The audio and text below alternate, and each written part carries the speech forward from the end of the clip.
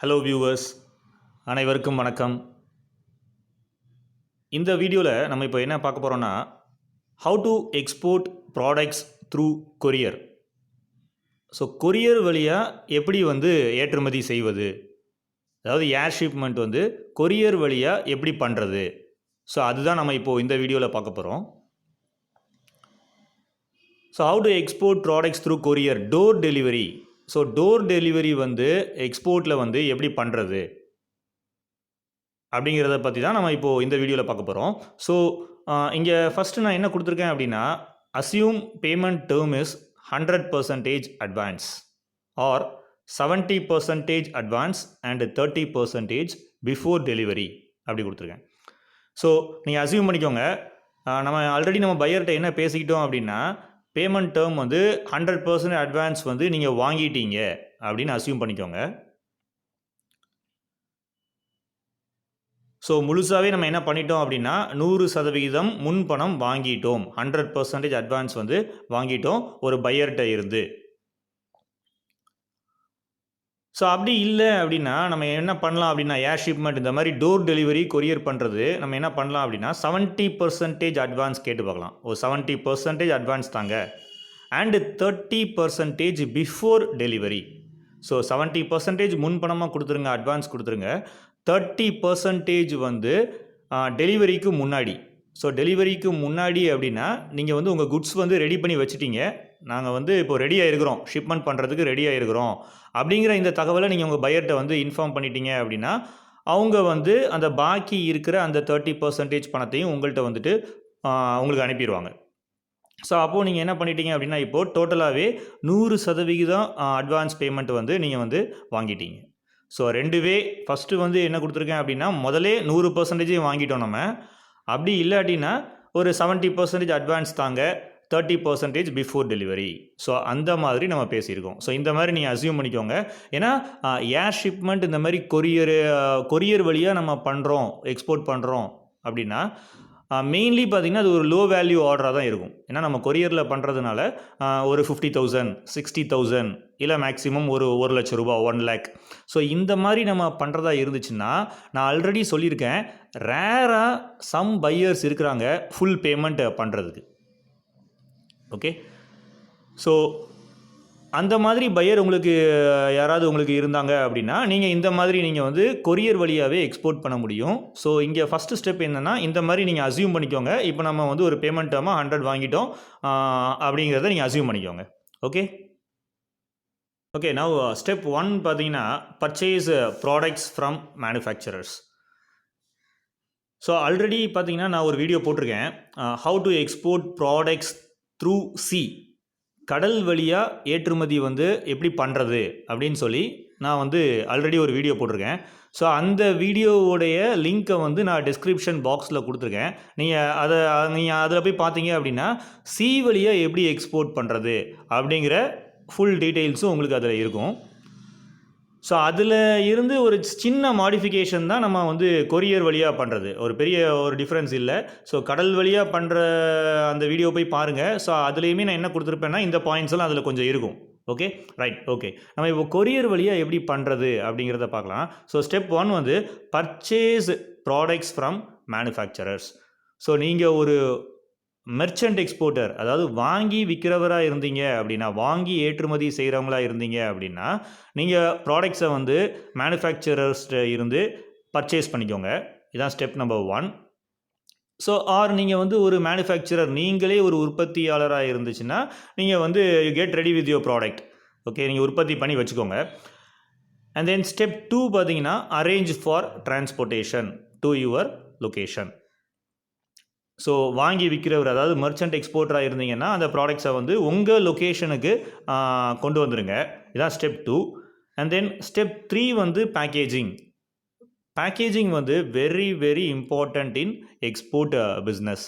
So packing எந்த அளவுக்கு நம்ம நல்லா பண்ணியிருக்கிறோமோ, நல்லா ஒரு சேஃபாக பண்ணியிருக்கிறோமோ, அந்த அளவுக்கு பையருக்கு உங்கள் மேலே ஒரு நம்பிக்கை வரும். ஓகே, செகண்ட் ஆர்டர் இவர்கிட்ட கொடுக்கலாம், தேர்ட் ஆர்டர் கொடுக்கலாம், இந்த பார்ட்டிகிட்ட நம்ம வாங்கிட்டே இருக்கலாம் அப்படிங்கிற ஒரு நம்பிக்கையை கொடுக்கும். ஸோ அதனால் packing very very important in export business.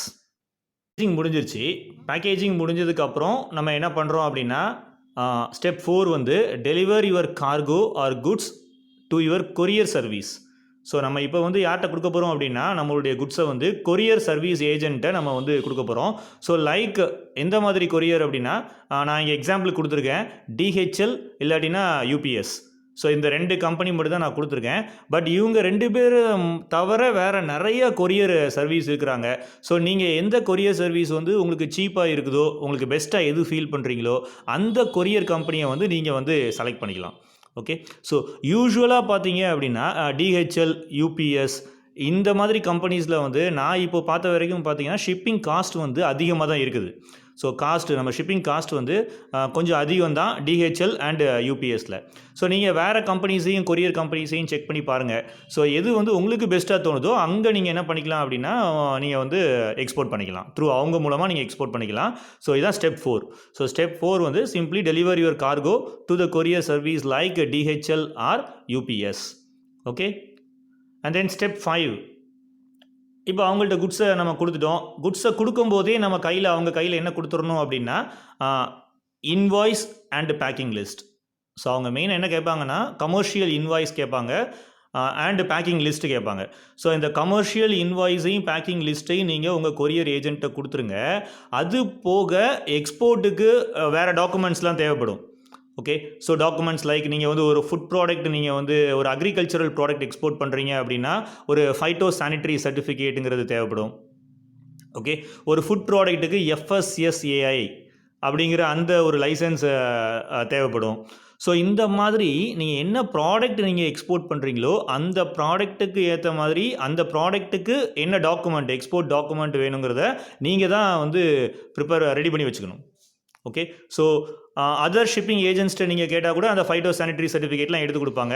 And some courier company கூட என்ன பண்ணுறாங்கன்னா சில கொரியர் கம்பெனி லாஜிஸ்டிக்ஸில் வந்து அவங்களே கூட அந்த ஃபைட்டோ சானிட்டரி சர்டிஃபிகேட்லாம் எடுத்து கொடுக்குறாங்க உங்களுக்கு. ஓகே. ஸோ இந்த மாதிரி உங்களுக்கு நீங்கள் என்ன ஏற்றுமதி பண்ண போகிறீங்களோ அந்த ப்ராடக்ட்டுக்கு தேவையான எக்ஸ்போர்ட் டாக்குமெண்ட்ஸ்லாம் ரெடி பண்ணி வச்சுக்கணும். ஓகே. ஸோ அப்போ நீங்கள் கொடுக்க வேண்டியது என்ன அப்படின்னா கமர்ஷியல் இன்வாய்ஸ், பேக்கிங் லிஸ்ட் இது 2ம் கொடுத்ததுக்கு அப்புறமா மற்ற எக்ஸ்போர்ட் டாக்குமெண்ட்ஸ் வந்து உங்கள் பையர் வந்து சொல்லியிருப்பார். எனக்கு வந்து ஃபைட்டோ சானிட்டரி சர்டிஃபிகேட் வேணும், எனக்கு வந்து FSSAI லைசன்ஸ் எனக்கு வேணும், எனக்கு அந்த சர்டிஃபிகேட் வேணும். ஸோ இந்த மாதிரி அவர் ஏதாவது சொல்லியிருப்பார். அந்த டாக்குமெண்ட்ஸ் எல்லாம் நீங்கள் ரெடி பண்ணி வச்சுக்கணும். ஓகே. ஸோ அப்போது இந்த ரெடி பண்ண இந்த invoice, packing list and other export டாக்குமெண்ட்ஸை வந்து யார்கிட்ட ஹேண்ட் ஓவர் பண்ணுறீங்க அப்படின்னா உங்கள் கொரியர் சர்வீஸ் ஏஜென்ட், அந்த கொரியர் ஏஜென்ட்டை வந்து உங்கள் கார்கோவோடு சேர்த்து கொடுத்துட்றீங்க. ஓகே. ஸோ சம்டைம்ஸ் பார்த்தீங்கன்னா உங்கள் கார்கோவை வந்து நீங்கள் வந்து அவங்க ஆஃபீஸுக்கு அனுப்ப வேண்டியது கூட தேவை இருக்காது டிஹெச்எல், யூபிஎஸ் மாதிரி கம்பெனிஸில். ஸோ நீங்கள் ஒரு பிக்கப் ரெக்வெஸ்ட் கொடுத்தீங்கனாலே போதும். உங்கள் லொக்கேஷனுக்கே வந்து அவங்க வந்து அந்த ப்ராடக்டை வந்து நீங்கள் உங்களுடைய குட்ஸை வந்து வாங்கிட்டு போயிடுவாங்க. ஸோ நீங்கள் வந்து அவங்களுக்கு டிரான்ஸ்போர்ட் பண்ணணும் அப்படிங்கிற அந்த ஒரு அவசியம் கூட கிடையாது. நீங்கள் வந்து உங்கள் கார்கோவை ரெடி பண்ணி வச்சுருக்கிறீங்க. கார்கோ ரெடி பண்ணி வச்சுருக்கும் போது நீங்கள் ஜஸ்ட் ஒரு பிக்கப் ரெக்வெஸ்ட் கொடுத்தீங்க, ஒரு ஃபோன் பண்ணி அவங்கள்ட்ட ஒரு பிக்கப் ரெக்வெஸ்ட் கொடுத்துட்டீங்க அப்படின்னா நீங்கள் எந்த லொக்கேஷன் சொல்கிறீங்களோ அந்த லொக்கேஷனுக்கு வந்து அவங்களே என்ன பண்ணிடுவாங்க அப்படின்னா உங்களுடைய ப்ராடக்டை வந்து எடுத்துகிட்டு போயிடுவாங்க. Okay, right. ஸோ அவங்கக்கிட்ட நீங்கள் ப்ராடக்டை கொடுத்துட்டீங்க ஆஸ் வெல் அஸ் எதையும் கொடுத்துட்டீங்க அப்படின்னா உங்கள் எக்ஸ்போர்ட் டாக்குமெண்ட்ஸையும் நீங்கள் கொடுத்துட்றீங்க. இதுதான் ஸ்டெப் நம்பர் 5. ஸோ ஸ்டெப் 6 பார்த்தீங்கன்னா நான் என்ன கொடுத்துருக்கேன்னா டாக்குமெண்ட்ஸ் ஃபார் எக்ஸ்போர்ட்ஸ். ஸோ இப்போ நம்ம கொரியர் வழியாக நம்ம எக்ஸ்போர்ட் பண்ணுறோம். ஸோ கொரியர் வழியாக எக்ஸ்போர்ட் பண்ணும்போது நம்ம என்ன டாக்குமெண்ட்ஸ்லாம் நம்ம கொடுக்க வேண்டியதாக இருக்கும். ஸோ கமர்ஷியல் இன்வாய்ஸ் கொடுத்துருங்க, பேக்கிங் லிஸ்ட்டு கொடுக்கணும். இது 2 நம்ம கொடுக்க வேண்டியது. ஓகே. ஸோ தேர்டு பார்த்தீங்கன்னா ஏர்வே பில்லுங்கிறது நம்ம கொரியர் கம்பெனி வந்து அவங்க ஜென்ரேட் பண்ணுவாங்க. ஏர்வே பில் வந்து அவங்க ஜென்ரேட் பண்ணிடுவாங்க. அண்ட் தென் ஃபோர்த்து பார்த்தீங்கன்னா அதர் சர்டிஃபிகேட்ஸ். ஸோ நான் ஆல்ரெடி உங்களுக்கு சொன்னேன் phyto sanitary certificate, FSSAI license, okay, அப்புறம் ஃபியூமிகேஷன் சர்டிஃபிகேட், அதுக்கப்புறம் certificate of origin.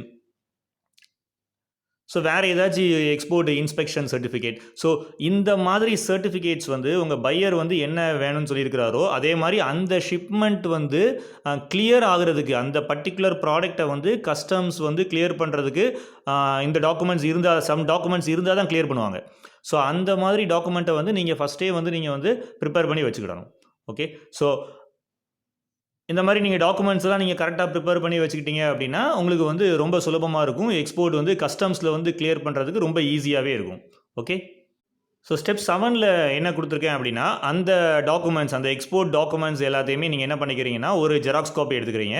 So 1 set for your self and 1 set for bank. So ஒரு செட் வந்து உங்களுக்கு, இன்னொரு செட்டு வந்து நம்ம வந்து பேங்க்கில் கொடுக்க வேண்டியதாக இருக்கும். ஓகே. ஸோ அந்த எக்ஸ்போர்ட் ஷிப்மெண்ட் முடிஞ்சதுக்கு அப்புறமா நீங்கள் என்ன பண்ணணும் அப்படின்னா, submit all documents to your bank as instructed by them. So பேங்க்கில் என்ன டாக்குமெண்ட்ஸ்லாம் கேட்குறாங்களோ அந்த டாக்குமெண்ட்ஸ் எல்லாம் போய் பேங்க்கில் ஹேண்ட் ஓவர் பண்ணிடுங்க. ஓகே.